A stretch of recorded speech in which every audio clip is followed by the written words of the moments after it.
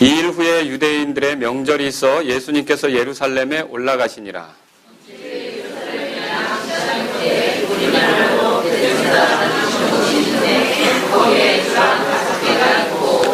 그 안에 허약한 자, 눈먼 자, 다리 저는 자, 몸이 오그라든 자들의 큰 무리가 누워 물이 움직이는 것을 기다리더니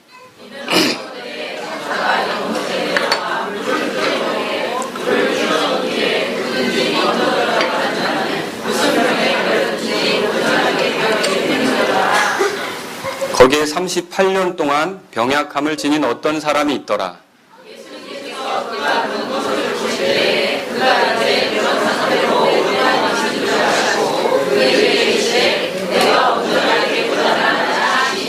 그 허약한 사람이 그분께 대답하되 선생님이여 물을 휘저을 때 나를 연못에 넣어주는 사람이 없어 내가 가는 동안 다른 사람이 나보다 먼저 내려가나이다 하며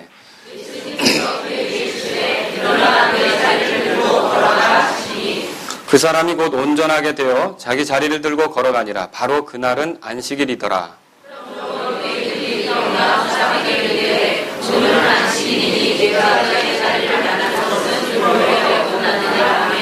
그가 그들에게 응답하되 나를 온전하게 하신 분 바로 그분께서 내게 내 자리를 들고 걸어가라 하시더라 하니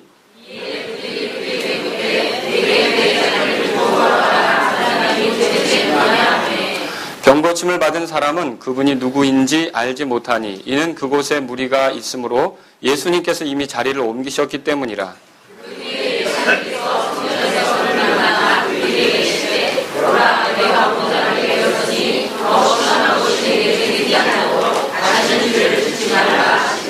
그 사람이 떠나가서 유대인들에게 자기를 온전하게 하신 분은 예수님이라고 말하니라.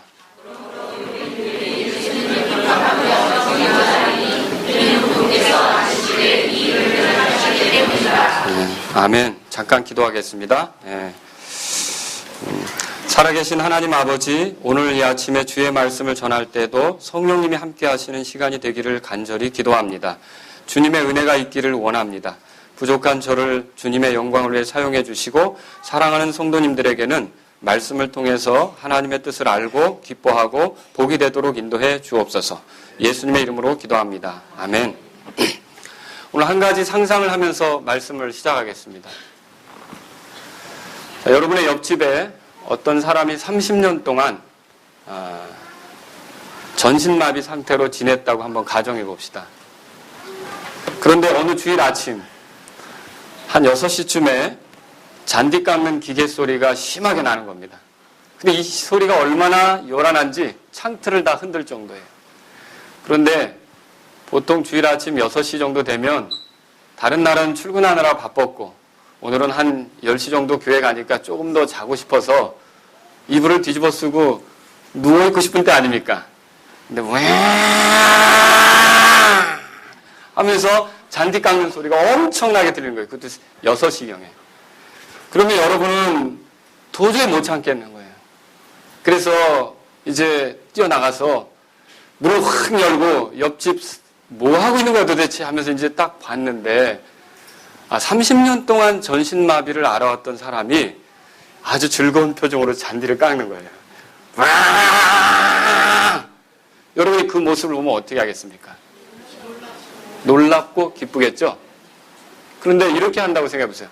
도대체 뭐 하는 거야? 지금 다 잠 깨고 있잖아. 빨리 깨! 빨리 꺼! 그만해! 막 이렇게 한다면 어떻게 생각하겠어요? 정말 인정이 없다. 여러분 그럴 뿐 아니죠? 근데 제가 오늘 왜 이 말씀을 했냐면 이 성경 말씀을 읽어보면 38년 동안 병약함으로 지냈던 사람이 다 나서서 자기가 누워있었던 침상 있죠? 그 자리, 이것을 들고 걸어가는데 그걸 지켜본 유대인들, 대표적으로 바리새인들, 종교 지도자들일 겁니다. 이런 유대인들이 뭐라고 말하냐면 그렇게 들고 가는 건 옳지 않아. 안식일인데 그걸 들고 가다니 옳지 않아. 여러분 무슨 말인지 아시겠습니까? 이게 오늘 성경 말씀의 내용이에요. 그러면 왜 이 사람들은 이런 식으로 말할 수밖에 없었냐는 거죠. 이것은 다른 데 문제가 있는 게 아니라 하나님을 섬기는 데 있어서 방법이 틀렸기 때문에 그래요. 하나님을 섬기는데 종교로 하나님을 섬기는 거예요. 기독교를 사람들이 종교라고 하지만 여러분들이 계속 종교로만 생각해서 간다면 소망 없습니다. 기독교는 일반적인 종교들하고 다른 게 하나 있습니다. 기독교가 일반적인 종교들하고 다른 게 뭡니까? 이 기독교 안에는요, 복음이 있습니다. 여러분 그거 알고 계십니까? 복음을 알지 못한 채 그냥 종교놀이를 하듯이, 종교 생활하듯이 그렇게 하나님 섬기면 이런 바리새인들, 유대인들과 똑같은 모습이 나온다는 거죠. 그래서 오늘 저는 이 본문의 말씀을 가지고 이 종교 생활의 특징에 대해서 여러분에게 소개하려고 합니다. 특히 이 6장에 넘어가면 오병이의 기적이 나옵니다. 여러분 요한복음 읽어보시면 알죠? 예수님은 이 오병이의 기적을 통해서 그 뒤에 뭘 설명하냐면 예수님 자신이 생명의 빵임을 소개합니다. 그런데 이 5장에서는 이 베데스다 연못가에서 있었던 38년 동안 병약했던 그 사람, 이 사람을 치료하는 사건을 통해서 종교가 어떤 특징을 가지고 있는지를 비춰준다는 거죠. 이후로 있게 될 안식일에 관한 논쟁을 펼치는 데 있어서 이 베데스다 연못에 있었던 사건이 시작점이 된다는 것입니다.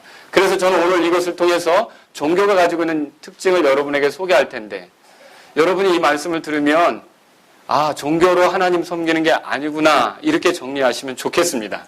복음을 따라 하나님을 섬겨야 되고 복음을 통해서 하나님을 의지하며 나아가야겠구나 이렇게 정리하면 여러분에게 복이 될 줄로 믿습니다.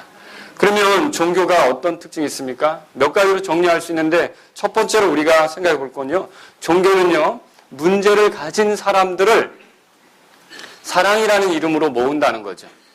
여기 1절, 2절 한번 보겠습니다. 1절, 2절 같이 다시 읽겠습니다. 2일 후에 유대인들의 명절이 있어 예수님께서 예루살렘에 올라가시니라. 잠깐만요. 1절을 잠깐 보면 예수님의 사역지가 4장에서는 갈릴리였어요. 근데 5장에서는 어디로 나오죠? 예루살렘으로 바뀌었습니다. 그리고 여기 명절이 등장합니다. 이 명절이 어떤 명절이었는지 우리는 정확히 알지 못합니다. 유대인의 명절은 여러 개 있죠. 크게 대표적으로는 6월절이 있고 그 다음에 오순절이 있고 그 다음에 장막절이 있죠. 7개의 절기가 있지만 크게는 3가지 절기를 꼽을 수가 있겠습니다. 그런데 어떤 절기인지는 우리가 알 길이 없습니다. 하지만 예수님이 유대인들의 풍습에 따라 명절을 존중해서 올라간 건 맞죠? 예. 그런데 2절 보겠습니다. 2절 다 같이 읽겠습니다. 이제 예루살렘의 양시장 곁에 히브리 말로 베데스다라는 연못이 있는데 거기에 주랑 5이 있고, 예. 여러분, 베데스다라는 연못이 거기에 있었다고 합니다. 예루살렘 북동쪽, 북쪽의 동쪽, 북부에 이 베데스다 연못이 있다고 이렇게 전해지는데, 베데스다는 히브리 말로 이렇게 소개되고 있죠? 그럼 베데스다가 무슨 뜻이냐? 그러면 베들레헴 하면 우리가 빵집 그렇게 얘기하죠. 이 베데스다라고 하는 건요, 긍휼의 집, 자비의 집 그런 뜻이에요. 그러면 그 긍휼의 집에 많은 문제를 가진 사람들이 모여져 있다는 거죠. 자비의 집에 많은 문제를 가진 사람들이 모여 있다는 것이죠. 여러분, 거기에 주랑 5개가 있다고 했습니다. 이 주랑은 햇빛을 가리기 위해서 필요한 오늘날로 말하면 스탠드 같은 거예요. 근데 기둥과 기둥 사이에 햇빛을 가리기 위해서 이렇게 세운 것이죠. 여러분이 초등학교 같은 데 가면 운동회 할 때 그 계단에 스탠드 이렇게 해놓은 거 있죠? 그런 식으로 생각하시면 좋겠습니다. 거기에 병약한 자들이 모여 있었다라고 하는 거죠. 그런데 거기에 모여 있었던 사람들이 그 모여 있을 때 자비의 집에 있었던 것처럼 말 그대로 어떻게 서로 얘기하며 지내고 있었을까요? 또 상상해 봅시다. 아마 어떤 사람이 아유 참 꽤 오래 여기 계시네요. 예, 제가 12년째 고생하고 있어요. 아우 딱하기도 하셔라. 저는 8년째인데 아이 그래요? 저 18년째예요. 아유 고생 많이 하셨네요. 무슨 소리요? 나 38년째라오. 여기 왕초 같으신데요. 서로 그렇게 하면서 그래도 저 물이 움직일 때까지 좀 기다려 봅시다. 물이 움직이면 우리가 서로 나올 수 있으니까 좀 서로 우리가 잘 기다려 봅시다. 그러면서 서로 사는 얘기 나누고 격려하고 이런 모습이 어떻게 그려집니까? 굉장히 서로 사랑하고 다정다감하고 이런 모습 그려지죠? 예. 베데스다 연못에 모인 사람들의 베데스다 안에 모인 사람들의 특징이 그런 모습을 지니고 있다는 것이죠. 바로 그것처럼 종교는요, 문제가 있는 사람들을 사랑이라는 이름으로 이렇게 모으게 됩니다. 모든 종교들의 특징이 그런 거죠. 유교에서는 인을 얘기하죠. 그죠? 불교에서도 자비를 말하죠. 또 캐톨릭에서도 사랑을 얘기하고 기독교에서도 사랑을 얘기해요. 이게 문제가 되는 건 아니에요. 서로 격려하고 이렇게 하는 게 문제가 되는 게 아니에요. 근데 거기에 어떤 사람이 있습니까? 자, 그 다음 구절 읽어보겠습니다. 3절 다 같이 읽겠습니다. 그 안에 허약한 자, 눈먼 자, 다리 저는 자, 몸이 오그러든 자들의 큰 무리가 누워 물이 움직이는 것을 기다리더니, 여기 허약한 자라는 말은 이 무리들을 표현하는 그런 하나의 대표적인 표현입니다. 여기 보니까 눈먼 자가 있고 다리 저는 자가 있고 몸이 오그러든 자들이 있다고 그랬어요. 근데 이 세 그룹에 해당하는 사람들의 특징은 성전에 들어가서 하나님께 경배할 수 있습니까? 없어요. 그거 어떻게 알 수 있죠? 예, 성경에 그렇게 써 있죠. 레위기 21장 18절로 20절에 보면 이렇게 눈먼 자, 다리 저는 자, 몸에 뭐가 하나 더 달린 자, 몸이 불편한 사람은요, 하나님 앞에 나아갈 수가 없어요. 그러니까 하나님 앞에 당당하게 나아갈 수 없는 사람들이 모여 있는 걸 생각해 보세요. 그런데 복음 안에서, 이 교회는 복음으로 인해 만들어진 교회입니다. 복음 안에서는요, 언제든지 하나님께 당당히 나아갈 수 있는 사람들이 있는 겁니다. 비록 우리가 삶에 문제가 있지만 영적으로는 이미 그리스도 예수님을 통해 하나님과 화해된 것이 맞습니까? 예수님이 우리의 죄들을 처리하심으로 하나님께 나아갈 때 담대함이 우리에게 있는 게 맞습니까? 여러분, 종교하고 복음의 다른 점이 이거예요. 복음은요, 언제든지 하나님께 나아가는 것이 당당하게 열려있는 사람들, 그 사람들이 이 복음 안에 있다는 것이죠. 그러나 하나님께 나아가기 껄끄러워요. 불편해요. 여기에 눈먼 자를 생각해 보세요. 이 이스라엘 상태를 보여주고 있어요. 이스라엘에게는 하나님의 은혜가 있었어요. 그러나 얼마나 이스라엘 백성이 지금 종교에 빠져서 눈멀어 있는지 하나님의 영광을 가지고 오신 독생자를 알아봤어요? 못 알아봤어요? 못 알아보고 있죠. 영적인 소경들이에요. 또 하나님께서 이들에게 하나님의 말씀을 주셨어요. 율법을 주셨다고요. 하나님의 법대로 걷도록 했단 말이죠. 그런데 이 사람들이 하나님의 법대로 잘 걷습니까? 비틀거리죠. 절름발이 같아요. 그리고 이 사람들이요, 하나님께 온전히 헌신해서 하나님을 기쁘게 하는 삶을 살 수 있습니까? 종교 지도자들을 따라 이스라엘 사람들이 보여주는 모습은 화 있을진저 외식하는 자들과 서기관들이요, 바리새인들이 하는 것처럼 그 영향을 받아서 다 하나님을 참되게 섬길 수 없는 그런 형편 속에 있다라고 하는 거죠. 예, 종교의 모습은 바로 이런 특징이 있습니다. 오늘날도요, 영적으로 눈멀어서 하나님이 어떤 분인지 보지 못하고 예수 그리스도가 어떤 분인지 알지 못하고 또 하나님 말씀을 듣지만 그대로 살지 못하고 그리고 주님께 전적으로 헌신하지도 못하고 이 세상에 빠져서 사는, 그러면서 사랑이라는 이름으로 혹은 자비라는 이름으로 긍휼이라는 이름으로 모여서 함께 뭉쳐진 모임이 바로 종교가 된다는 것이죠. 그러나 교회는 틀려요. 여러분, 이 가운데 우리가 삶의 문제가 있는 건 맞습니다. 그러나 우리는 더 이상 예수 그리스도가 누군지 못 알아보는 그런 존재들이 아니라는 거죠. 성령님이 우리에게 눈을 열어주셔서 예수님이 어떤 분인지를 보게 하신 건 맞습니까? 우리가 하나님의 법대로 걸을 수 있도록 성령님이 우리와 동행하시는 걸 믿으십니까? 그리고 우리가 우리 자신을 주님께 드리며 우리가 주님을 위해 살도록 그렇게 헌신할 수 있는 위치에 있다는 걸 믿으십니까? 우리가 주님을 위해 수고하면 그것이 헛되지 않아서 하나님께서 우리에게 반드시 보상해 주시는 걸 여러분 믿으십니까? 그러면 우리는 더 이상 종교가 아니라 복음으로 주님을 섬기고 있는 거라는 거죠. 종교하고 복음은 이렇게 달라요. 모여있는 건 많이 모여있어요. 그러나 거기는 아직도 죄들을 용서받지 못하고 아직도 예수님이 누군지 알아보지 못하고 아직도 하나님의 법이 뭘 말하는지 그 핵심을 모르고 있고 이렇게 해서 모여 서로 격려만 하는 거예요. 그 문제를 앓고 해결받지 못한 채 계속 가고 있는 게 종교라는 거죠. 이런 종교로는 소망이 없어요. 복음이어야만 우리가 살아납니다. 데살로니가후서 1장을 보세요. 데살로니가후서. 의미가 있는 거죠. 우리가 이렇게 복음으로만 주님을 섬길 때 의미가 있는 것입니다. 8절 보세요. 하나님을 알지 못하는 자들과 우리 주 예수 그리스도의 복음에 순종하지 아니하는 자들에게 뭐라고 되어 있어요? 타오르는 불로 징벌하실 때 그리하시라. 그러므로 교회를 아무리 오래 다녔어도 그냥 불교도가 석가모니 섬기듯이 이슬람교도가 마음에 따르듯이 그리고 예수님을 섬겨도 그렇게 종교의 형태로 따르는 사람은 복음을 받아들인 게 아니라는 거죠. 그런 사람은 아무리 열심히 교회 다녔어도 최후에 불로서 징벌 할 때 그 징벌을 당할 수밖에 없는 겁니다. 여러분은 복음을 받아들이셨습니까? 제가 오늘 이 말씀을 드릴 때 종교가 뭔지를 알게 되면 그럼 복음은 이것이겠구나를 알게 될 거예요. 복음은 예수 그리스도를 알아보고요. 참으로 하나님께서 말씀하신 그 말씀이 무엇인지를 성령 안에서 깨닫고요. 자기 자신을 기꺼이 주님께 드릴 수 있게 합니다. 이런 특징이 종교에게 있다는 거죠. 그러면 우리가 종교 생활로 하나님을 섬기는지 복음으로 하나님을 섬기는지 돌아볼 필요가 있다는 것입니다. 두 번째로 생각해 보겠습니다. 두 번째로요. 종교는 문제 해결을 위해 인간의 최선을 요구해요. 어떤 영적인 문제, 죄의 문제, 구원의 문제, 하나님 나라에 들어가는 것, 천국에 들어가는 것, 이것을 위해서 인간에게 최선을 요구한다는 거죠. 그게 종교예요. 그럼 어떻게 할 수 있습니까? 4절 보세요. 오늘 요한복음 5장 4절에 본문 말씀 돌아가 보세요. 4절 읽겠습니다. 같이 읽겠습니다.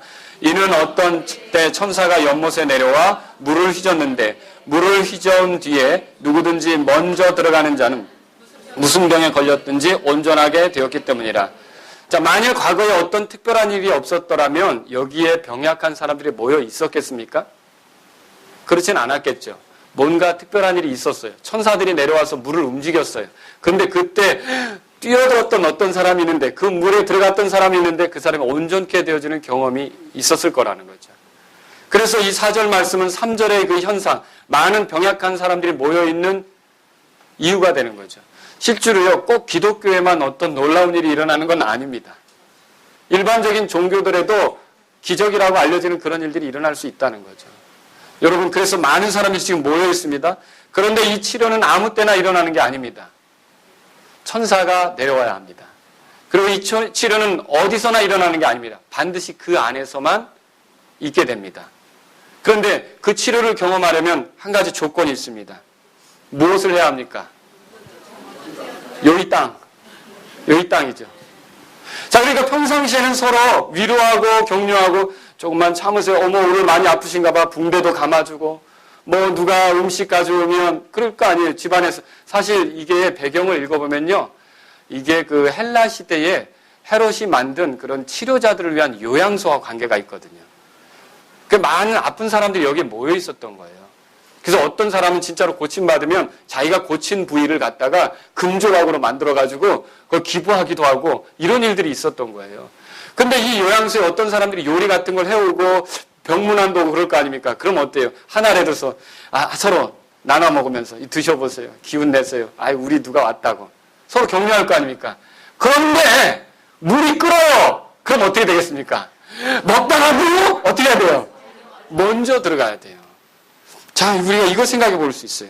종교는요, 이렇게 인간의 최선을 부추긴단 말이에요. 내가 먼저 들어가야 된다는 거예요. 내가 누구보다 더 뛰어나야 된다는 거죠. 종교는 항상 이런 거예요. 구원과 온전케 됨을 위해 인간의 정성을 강조하는 것이 종교예요. 그러면 복음에 최선이 없는가? 복음에도 최선이 있죠. 복음은 하나님의 은혜가 감사해서 최선을 다합니다. 맞죠? 하지만 복음은요, 구원을 받기 위해서 너희가 최선의 노력을 해야 된다라고 말하지 않습니다. 복음은 최선을 다해도 안 된다고 말하죠. 너희가 안 되니까 너희를 대신해서 하나님의 은혜로 되어져야 된다. 하나님의 호의가 주어져야 된다. 이 하나님의 호의의 표현이 십자가 못 박이신 예수 그리스도시다. 여러분, 그게 복음 아닙니까? 그러니까 교회를 지금 여러분 생각해보세요.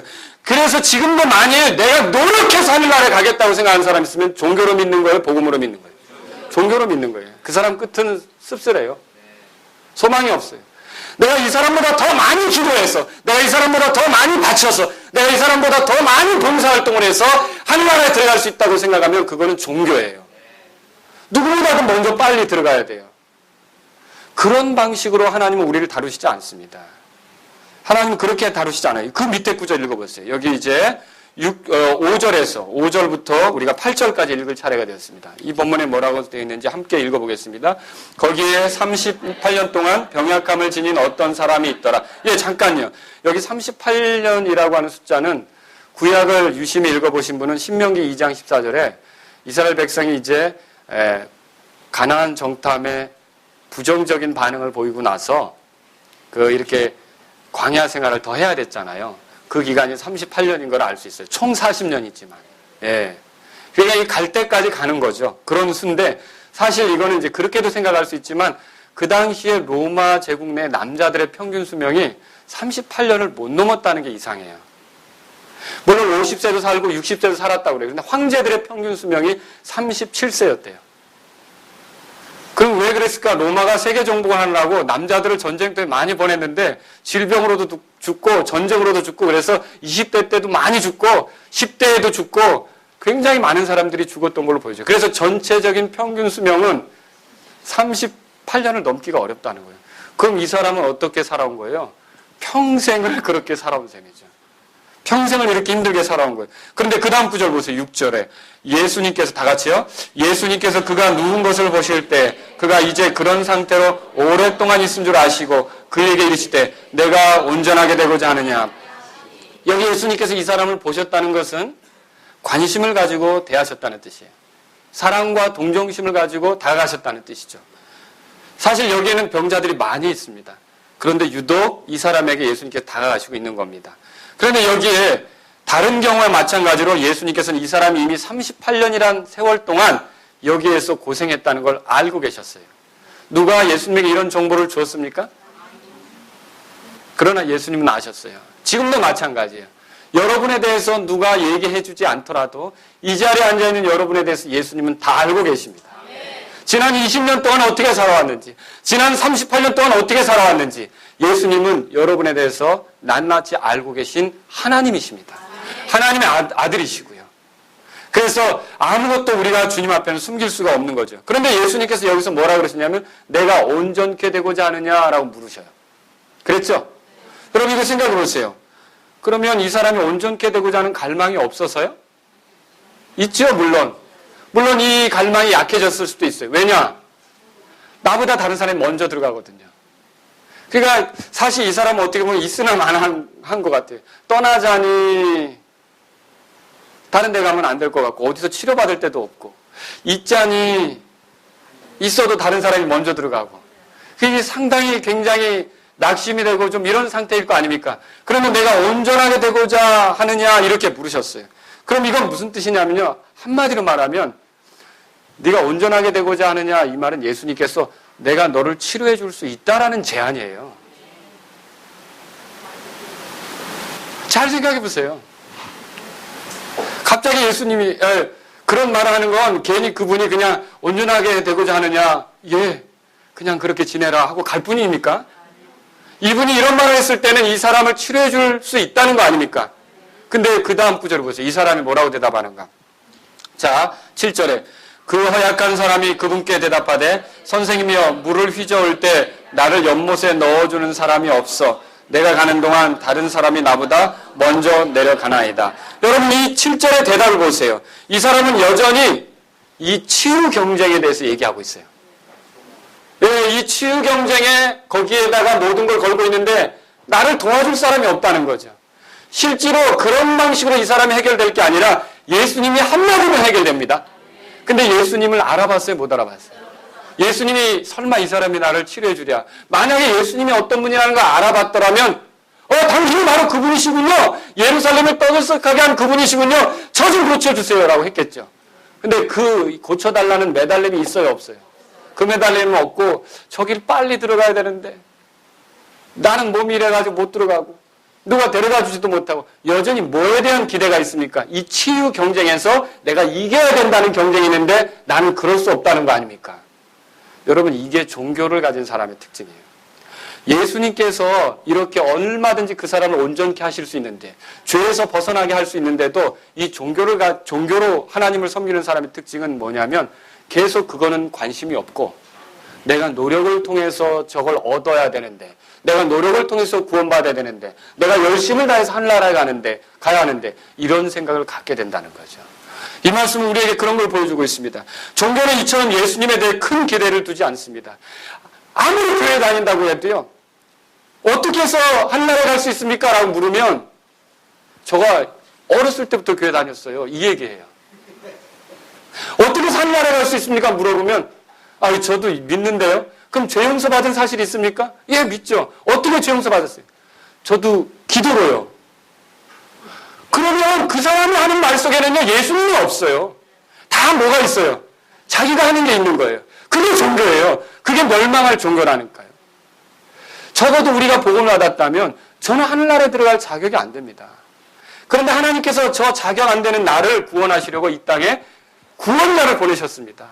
그 구원자의 이름이 예수님이십니다. 그분이 나의 죄 때문에 죽으시고 부활하셔서 내 죄를 다 죄값을 갚으셨고 십자가에서 처형되심으로 죄의 저주를, 내가 받을 저주를 그분이 다 대신 당하셔서 그분의 공로로 내가 죄 용서 받았습니다. 그래서 그분의 그 부활을 통해서 영원히 살아계신 그분이 나를 변호하시는 그 의를 힘입어서 내가 하나님 앞에 갈 수가 있습니다. 여러분, 진짜로 구원받고 복음을 받아낸 사람은 그렇게 얘기한다는 거죠. 그런데 그렇지 않은 종교로 하나님 믿는 사람은 뭐예요? 예수님이 없어요. 예수님에 대한 기대도 없어요. 예수님에게 도움을 요청할 줄도 몰라요. 그냥 오로지 빨리 들어가야 되는데요. 그럼 내가 더 많이 기도해야 되는데, 그럼 내가 주님을 안 빠져야 되는데, 여러분, 이것은 종교라는 거죠. 이것을 통해서 하나님을 기쁘게 할 수 없습니다. 어떤 변화도, 영적인 변화도 그 사람 가운데 예수 그리스도를 의지하지 않는 한 하나님과 가까워지는 영적인 변화도 나타날 수 없다는 것을 기억하시기 바랍니다. 이것을 우리가 볼 수 있어요. 그런데 예수님은 어떻게 하셨어요? 이런 사람에게 단지 명령하셨어요. 놀라운 건요, 이 사람이 원한 것도 아니었어요. 8절 다 같이 읽겠습니다. 8절. 예수님께서 그에게 이르시되 일어나 내 자리를 들고 걸어가라 하시니, 예. 그 다음에 어떻게 벌어졌습니까? 9절에 그 사람이 온전하게 되어 자기 자리를 들고 걸어갔다. 놀라운 일 아닙니까? 베데스다 연못이 치료하지 못한 걸 이분은 한순간에 치료하셨어요. 여러분, 우리의 노력으로 안 되는 문제가 예수님을 의지할 때 한순간에 해결될 수 있습니다. 천국에 가는 문제, 죄 용서받는 문제, 하나님의 자녀가 되는 문제, 이게 우리의 노력으로 안 된단 말이에요. 그러나 우리를 위해 죽으시고 부활하신 예수 그리스도를 나의 구원자로 의지하면 한순간에 해결될 수 있음을 믿으시기 바랍니다. 문제는 뭐예요? 아직도 예수님에게 기대지 않는 게 문제죠. 여러분, 이제 세 번째로 드리고 싶은 말씀이 있습니다. 종교는 사람이 만든 전통을 사람보다 더 중요하게 생각한다는 거죠. 자, 이 사람이 온전하게 되었다는 것은 놀라운 일이에요. 그러나 여기 9절에 보니까 바로 그날은 안식일이더라. 예, 이거 얼마나 놀라운 일입니까? 10절 다 같이 읽겠습니다. 그러므로 유대인이 병 나은 사람에게 이르되 오늘은 안식일이니 내가 내 자리를 나르는 것은 율법에 어긋나니라. 자, 이 사람은 이 병이 나았을 때 얼마나 기뻤을까요? 내가 이걸 들고 가는 거예요, 침상을. 여러분 얼마나 기쁠까요? 그런데 38년 동안 그 사람이 누워서 움직이도 못했는데 옆에 사람들이 눈이 어떻게 됐을까요? 한번 생각해 보세요. 그냥 이러고 왔을까요? 그 사람이 지나갈 때 어떻게 됐을까요? 어떻게 된 거야? 막 사람들이 몰려들지 않았겠습니까? 막 쩔뚝거리면서 어떻게 된 거야? 어떻게 된 거야? 하고 왔지 않겠습니까? 모두가 몰려들었지 않겠습니까? 그렇죠? 근데 이 사람을 만난 유대인들은 어떻게 하는 거야? 네 상 들고 가는 거 옳지 않다. 여러분, 이 진짜 정신이 제 정신이 아니에요. 종교에 빠지면 이렇게 된다는 거죠. 종교에 빠지면. 찬물을 끼얹는 말이죠. 그죠? 찬물을 끼얹는 말. 당시에 유대인들에게 있어서요, 안식일을 어긴다는 건 율법 전체를 소홀히 여기는 것과 같고요. 나아가서는 모세를 대적하는 것처럼 보여졌어요. 그러면 이 안식일이 왜 이렇게 중요한가? 여러분, 이 서기관들은요, 안식일에 관한 금지사항, 하지 말아야 될 거 39가지를 정리해서 그걸 지켜야 된다고 이렇게 가르치고 있었어요. 근데 전부 다 성경에서 나온 것은 아니에요. 이 사람들이 생각해낸 그런 것들, 성경을 근거로 한다고 했지만 그런 것들이 있다는 거죠. 근데 여기 보세요. 이 짐을 옮기는 거 있죠? 이것도 역시 위배되는 거예요. 왜냐? 짐을 옮기는 게 일이에요. 안식일에 그런 일을 했다는 거죠. 이해하시겠습니까? 사실 예레미야 17장 21절에 보면 이런 말이 있어요. 너희는 스스로 주의하여 안식일에 짐을 나르거나 예루살렘의 문들로 그것을 들여오지 말라. 그 구절이 있어요. 봐라. 왜 이걸 날르냐 이렇게 얘기하는 거죠. 그런데 그 구절이 나오게 된 배경을 잘 읽어보면 제발 안식일을 기억하라 이거예요. 그러면 왜 안식일을 기억하느냐? 너희를 지쳤을 때 새롭게 하시는 분이 누구냐는 거죠. 너희가 깔아앉았을 때 너희를 회복시키는 분이 누구냐는 거죠. 너희가 어리석게 갔지만 너에게 새 힘을 줄 수 있는 긍휼의 하나님이 누구냐는 거죠. 전능자 하나님 아니십니까? 그 긍휼이 많으신 하나님, 그 은혜로우신 하나님, 그 풍성하신 사랑의 하나님을 기억하고 살아가는 게 안식일을 준 의도라는 거죠.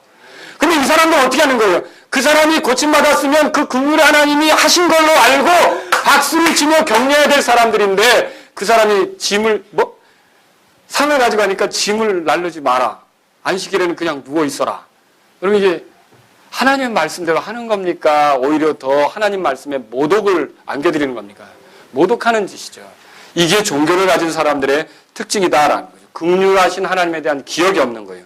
11절 12절 보세요. 11절 12절 5장 다 같이 읽겠습니다.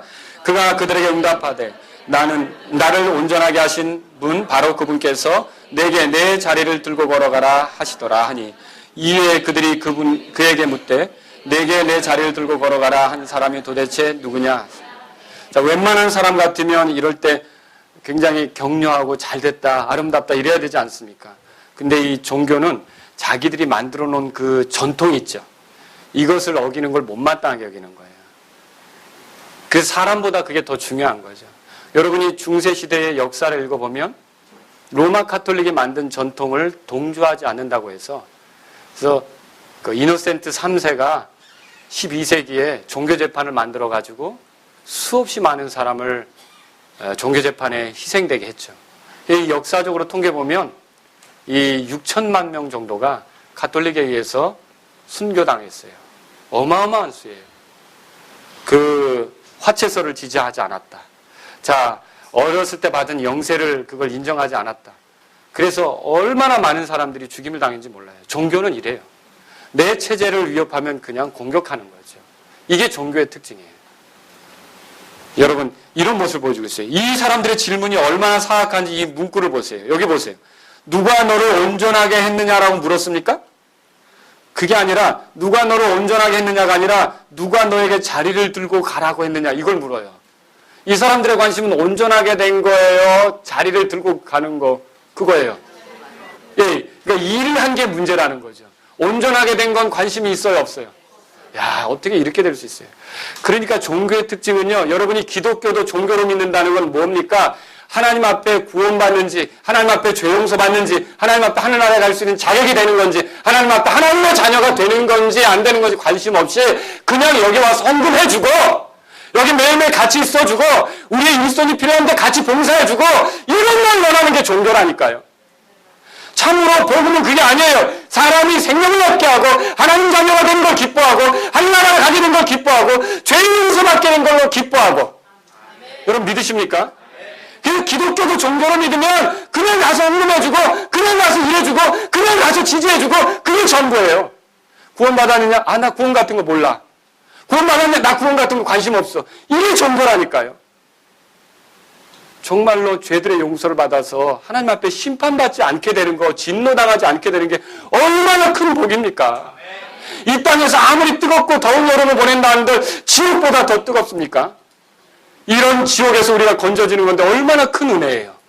예수 그리스도의 피가 우리의 죄들을 용서해서 우리를 하나님 앞에 떳떳이 서게 만드는데 얼마나 큰 은혜예요. 근데 이런 것들은 괜히 구원 문제 얘기했다가 교회 그냥 떠나가면 어떡해. 헌금 잘 했는데 그동안 헌금 생활 잘 했는데 괜히 하나님 자녀 되라고 권해봐. 그러면 스스로 하나님 자녀로 착각했다가 괜히 무슨 민망함이야? 그래서 교회를 떠나면 어떡해. 여러분 이게 종교라는 거죠. 정말로 종교는 사람이 만든 그런 그 어떤 틀, 체제보다 그 사람이 하나님 앞에서 사는 거 있죠? 이걸 보지 못하는 거예요, 종교는. 그래서 복음은 뭐냐? 한 사람이 구원받는 거, 하나님의 자녀로 살아가는 거, 하늘의 소망을 가지고 살아가는 거, 이것을 분명히 심어주는 게 복음이라는 것이죠. 네 번째로 여러분에게 드리고 싶은 말씀이 있습니다. 종교는요, 죄와 구원자에 대해서 가볍게 다룹니다. 이 말씀을 보면 알 수 있어요. 13절, 14절 보세요. 다 같이 읽겠습니다. 병고침을 받은 사람은 그분이 누구인지 알지 못하니 이는 그곳에 무리가 있으므로 예수님께서 이미 자리를 옮기셨기 때문이라. 그 뒤에 예수님께서 성전에서 그를 만나 그에게 이르시되 보라 내가 온전하게 되었으니 더 심한 것이 내게 생기지 않도록 다시는 죄를 짓지 말라. 여러분 저는 이 많은 고민을 했습니다만 이 베데스다 연못에 있었던 사람이 정말로 구원받았는지를 정확히 얘기는 할 수는 없겠어요.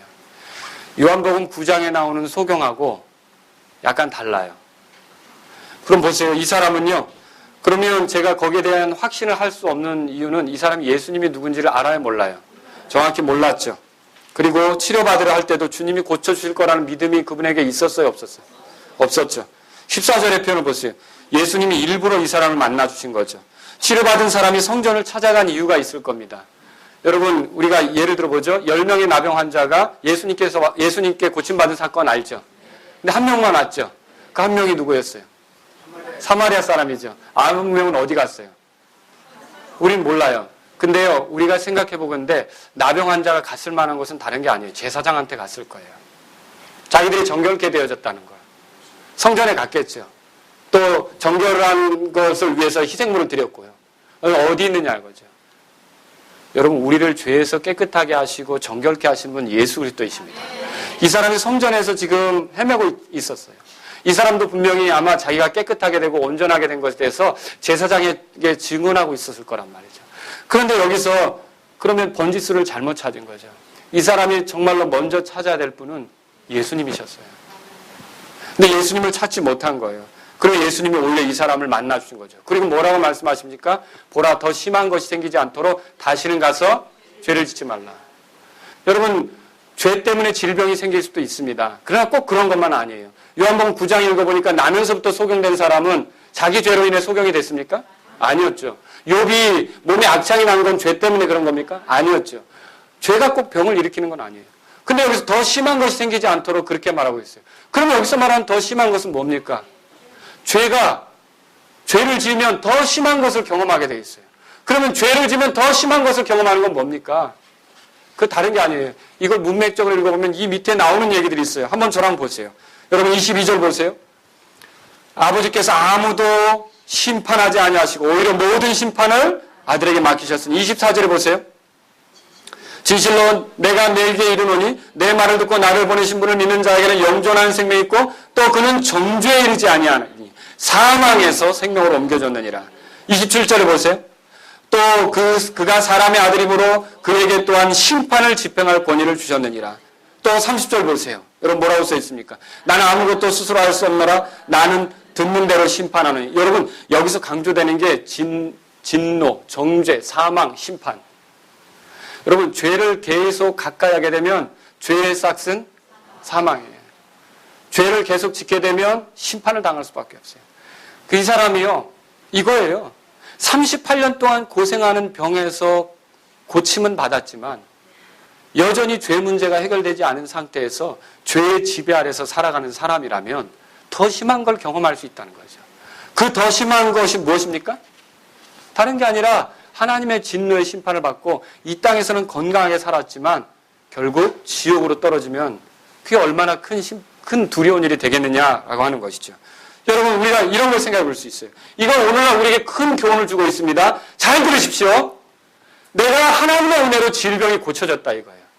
하나님의 은혜로 질병이 고쳐진 거는 하나님의 어떠하심을 알고 하나님이 영적인 문제도 해결해 줄 수 있다는 것을 알고 영적인 문제는 예수님을 통해서 해결될 수 있다는 걸 알고 죄 문제, 죄의 질병은 예수님을 통해서 해결될 수 있다는 걸 알고 예수님께로 와서 예수님을 통해 죄 용서받고 하나님의 자녀가 되도록 하는데 그 목적이 사실은 있는 겁니다. 그런데 죄들을 용서받았다는 것으로 인해 나도 하나님께 은혜를 입었다고 착각을 하고 질병을 고침받은 것으로 인해 나도 하나님께 은혜를 입었다는 것으로 착각하고 죄를 용서받는 문제에 대해서 관심이 없다. 그런 사람 있을 수 있겠죠. 우리 교회 식구들이 기도해줬더니 내가 이런 아픈 병인데 낫습니다. 그게 구원받은 겁니까? 그런 상태가 됐다면 이제 또 다른 부분에서 내 죄 문제를 해결해 줄 수 있는 예수님을 찾아야 되는 거 아닙니까? 근데 그런 예수님을 찾지 않고 내가 질병에서 능력으로 고침받았다라는 것만 생각하고 죄 용서받은 사실이 없으면 이 사람은 나중에 후회하게 된다는 거죠. 더 심한 것을 경험하게 된다는 거죠. 종교는요, 영적인 문제보다 육체의 문제에만 더 관심을 갖게 하는 거예요. 그래서 육체가 해결이 되면 안심을 하는 거죠. 질병이 고쳐지면 구원받은 것처럼 착각하게 하는 거죠. 여러분, 우리에게 있어서 중요한 것은 우리가 이 안에서부터 변화돼야 된다는 걸 믿으시기 바랍니다. 죄 용서 받아야 되는 거죠. 여기 15절 보세요. 그 사람이요 떠나가서 유대인들에게 자기를 온전하게 하신 분은 예수님이라고 말했어요. 특이한 건 이 사람의 상황 속에서도 이 사람이 주님께 감사했다든지 경배를 표현했다는 그런 그 표현이 언급이 있어요, 없어요? 그런 게 없는 게 너무 좀 안타까워요. 예수님은 오히려 그에 대해서 죄에 대한 언급을 하셨어요. 그리고 이 유대인은요, 소경 있죠. 눈뜬 소경, 실로암에서. 그 사람은 유대인들 회중에서 출교당했어요. 근데 이 사람은 출교를 당했다는 말도 없어요. 근데 자기를 온전하게 하신 분이 예수님이라고 말했어요. 사실 어떻게 보면 이걸 문맥적으로 이렇게 볼 때 이런 표현이라고 할 수 있어요. 나는 여러분들의 규정을 어길 마음이 없었는데 그 사람이 그러라고 시켰고 내가 누구라고 치유의 능력을 가진 그 사람을 대적할 수 있겠습니까? 그러니까 저한테 따지지 마시고 그 사람에게 얘기하십시오. 라고 얘기하는 꼴과 같다라고 하는 거죠. 사실 그가 유대인들에게 갈 필요는 없었어요. 적극적으로. 이분이 예수님이라고 말할 필요도 없었죠. 왜냐하면 그 유대인들의 반감과 예수님이 그들에게 미움을 받고 있다는 걸 안다면 그냥 넘어갈 수도 있지 않습니까? 그런데 이 사람은 그들에게 말하기 위해 떠나갔어요. 여기 특히 보세요. 이 떠나갔다, 15절에 떠나갔다라는 표현은요, 주님을 따른다는 개념이 아니에요. 분리된다는 의미를 가지고 있어요. 그 사람은 예수님에 의해 고침받았지만 예수님을 따르는 사람이 아니라 예수님을 떠나간 거죠. 여기 이 단어는요, 간다라는 단순한 의미로도 고운하고 번역이 될 수도 있어요. 그러나 킹제임스 역자들은 이걸요, 분리가 된다. 거처를 따르둔다는 의미의 단어로 이걸 쓰고 있어요. 이게 뭘 말하고 있습니까? 이 사람이 그 당시에 눈을 떴던 요한복음 9장의 소경과는 다른 위치에 있다라고 하는 걸 보여주죠. 그러므로 유대인들이 이 문제로 인해 예수님을 핍박하는데 이제는 혈안이 되기 시작했어요. 그래서 예수님을 죽이려고까지 했다고 16절에 써 있지 않습니까? 그래서 우리가 여기서 알 수 있는 게 있어요. 종교는요, 예수님을 따른다고 하지만 예수님을 이용해서 자기의 편함을 추구하는 거예요. 이게 무서운 거예요. 오늘날도 그렇지 않습니까?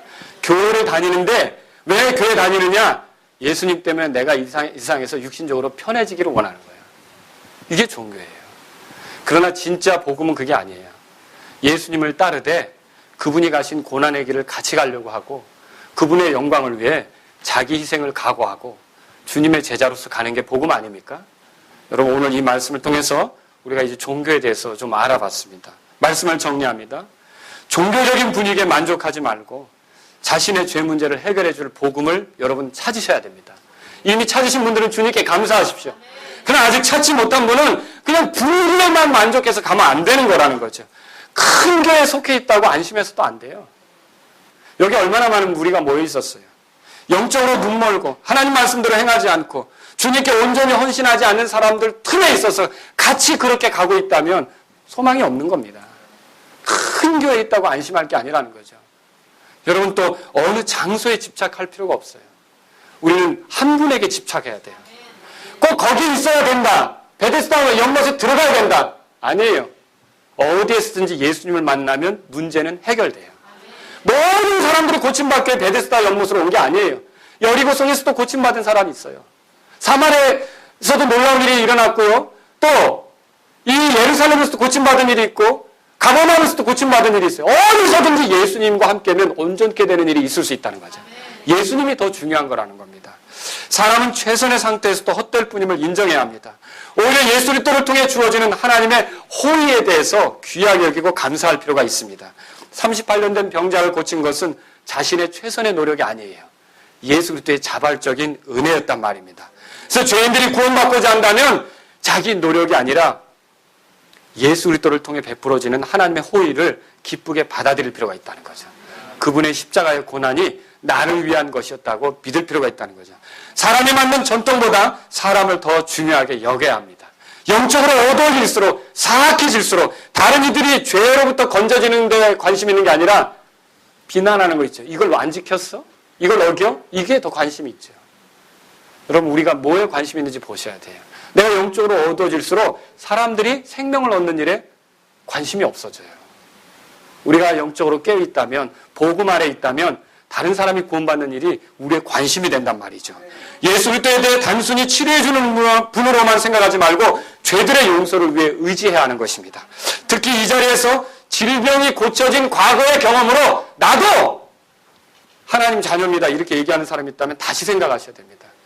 질병 고쳐지는 거하고 죄에서 건져지는 거는 다른 차원의 문제예요. 질병의 문제는 육체의 문제고 죄에서 건져지는 건 영적인 문제란 말이죠. 육체적인 문제를 해결해 주시는 까닭은 영적인 문제에도 관심을 가져라고 그렇게 하시는 거예요. 그래서 질병에서 해결받은 사실이 있다면 나를 죄에서도 건져주실 수 있다는 믿음으로 예수 그리스도를 믿으시기 바랍니다. 그래야 되는 거예요. 그게 없으면 건강한 육체로 죄 아래 살다가 더 심한 결말로 떨어질 수밖에 없다는 것이죠. 종교는 그렇게 만들 수 있어요. 예수를 돕게 돼 단순히 치료해주는 분으로만 생각해서는 안 되는 거예요. 더 많은 것들을 우리에게 주실 수 있는 분이죠. 종교의식으로 정결케 됨을 내려놓고 자신의 죄 때문에 죽으시고 부활하신 예수를 돕게 나아가시기 바랍니다. 우리를 깨끗게 하시는 분은 예수님이세요. 예수님 때문에 우리가 하나님 앞에 설 자격이 있어요. 오늘 하나님께 드릴 경배도 내가 한 주간 뭘 잘했기 때문이 아니란 말이죠. 그리스도의 의를 힘입어서 하나님께 나아가는 거 맞습니까? 내가 주님을 인해서 쓰는 거죠. 예수님을 인해서. 자기 안전을 위해 예수님을 말하지 말고 예수님의 영광을 위해 기꺼이 그분을 따르는 우리들이 되어야겠습니다.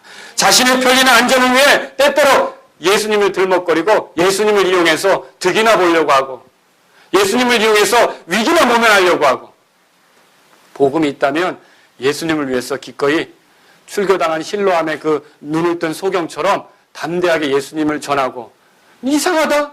죄인의 기도를 들으신다고? 나는 이분이 대언자라고 믿는다. 그리고 나중에 만났을 때 네가 하나님의 아들을 믿느냐? 아, 내가 그분을 믿고 싶습니다. 너에게 말하고 있는 내가 그다. 엎드려서 경배했다 그랬잖아요. 여러분, 우리가 우리의 편리와 유익을 위해서만 예수님을 따른다고 할 게 아니라 우리의 구원자이시고 우리를 위해 생명을 주신 그분을 위해 기꺼이 우리의 삶을 헌신하려고 하는 삶을 살아야 된다는 걸 기억하시기 바랍니다. 만일 이미 구원받았다면 생동감 있게 복음에 합당한 생활로 나아가시기 바랍니다. 주의 은혜를 구하고 거룩함을 추구하고 다른 이들이 구원받는데 관심을 가지면서 그걸 기뻐하면서 나아갈 수 있는 저와 여러분들이 되기를 주의 이름으로 바랍니다.